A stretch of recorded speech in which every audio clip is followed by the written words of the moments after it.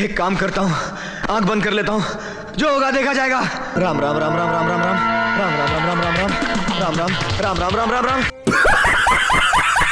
आता ब्लॉग तर पूर्ण पहा, तेव्हाच तुम्हाला माहित होईल ना. तर का म्हणता मित्र मैत्रिणी, तर सकाळी आलो पहिलं मामाच्या इकडे. मामाला म्हणलो चल, म्हणलो लवकर मला सोडून दे म्हणलो बस स्टॉपकडे, कारण मला चंद्रपूर जायचं आहे म्हणलं लवकर. मग मामाने मला जिथं आपल्या शिंद्याचे ट्रॅव्हल्स थांबते ना तिथं सोडलं, पण ट्रॅव्हल्स बी अजिबात चाला येतच नव्हती. आणि तोपर्यंत मग यांनी भेटले तर यांच्यासोबत गोष्टी करत बसलो. आता मग थोड्या वेळानंतर ट्रॅव्हल्स आली, मग तसंच निघलो चंद्रपूर यासाठी, कारण मला एक तर ड्युटीवर बी जायचं होतं. त्याच्यामुळे मला एक हाई सुटली होती, काय भाऊ लवकर लवकर चल बाबा, चंद्रपूर जायचं आहे म्हणजे जायचं आहे. आता चंद्रपूर पोहोचलो ना, मग तसंच निघलो रूमवर जायसाठी. एक तर मला पहिलेच वेळ झाला होता, कारण एक तर 11 इथंच वाजून गेले होते. ये भी मेरी गलती है.